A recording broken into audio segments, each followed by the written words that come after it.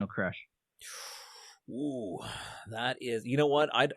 Jessica Rabbit is too cliche. It's true. It's true. I know that was generally like a go-to, but man, there are so many women in the comic book world that's you know what, and a lot of people would say like, oh, I'm gonna go for TV or something like that. No, I there's something about comic book super heroines that are absolutely fantastic and really get you. So I think if you grabbed a comic book off the shelf and pulled one, I'd be like, Mine was Kelly Kapowski from Really? Saved by the Bell. Yeah. Oh, I know my wife looks like her, kind of. Yeah, it's true. It's true. Right? Now I know what you think of now.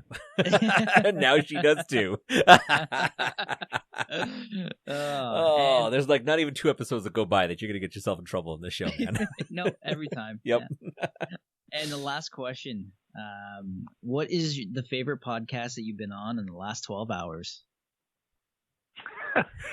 Freaking awesome. Good answer. Oh, you did so much better than Robert Wall. You know, it's really funny, actually. So we actually have a question for you from Robert Wall. He was our last guest on the show. And before I ask you the question, I have to tell you, so you two are from around the same era, and you almost had very, very similar answers that he did on many of these questions, which is quite interesting. And especially when it came to domesticating animals and the show that made you cry, you both said Old Yeller. So it's quite interesting how comparing a lot of those.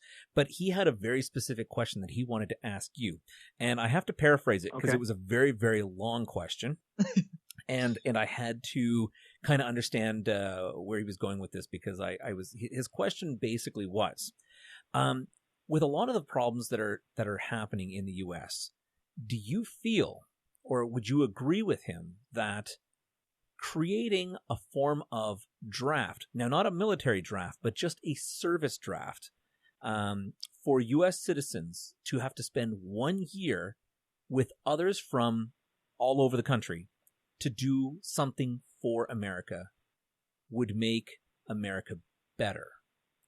So it could be like, you know, we got to get 25 people from all over America, and you have to now be like planting trees together for 1 year, or you're going to be a forestry rangers for 1 year. But do you feel like that would solve a lot of America's issues? I don't know if it would solve a lot of issues or create more, but I think it's an interesting idea. I think, you know, young minds, at what age are we talking? Are we talking 17, 16, 18? Yeah, he didn't really put an age that this draft would go into place, but I think it just maybe means all American citizens. Do you feel like at some point in their life they have to serve this? Yeah, I think that would be, you know, communally. I think that'd be a great idea. I think people would fight that idea, but ultimately, I think they would get a lot out of it. Mm-hmm.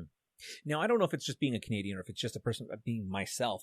I think it would be a fantastic experience, not only to just be able to see, you know, to work side by side with people from other areas of your own country, but just seeing, like, not only do you form like a bond or relationship with new people that you've never met before, but also you've got people that are used to living a life almost kind of different from you, right? Like some people might be from an area that's very hardworking, but very, you know, impoverished, or you could have people that are maybe horrible workers and live the life of luxury, but either way, you're on level grounds, and maybe it makes it easier to understand where other people come from. You know, once that first month or two hump gets over and everybody stops whining about having to do what they have to do. But Tony, that awkward realization when you when you figure out, well, when it's not voluntary. This is the Hunger Games. This is the plot to the Hunger Games. Okay, fair enough.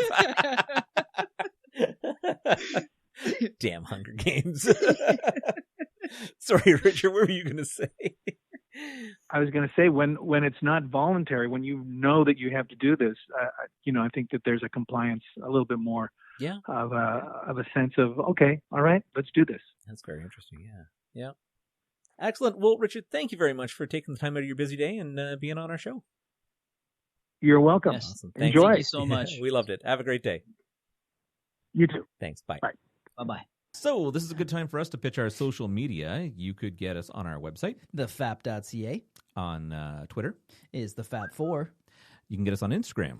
Is the Fap Podcast. Don't forget our Facebook. The Freaking Awesome Podcast. And you can always reach out via email. Thefappodcast@gmail.com.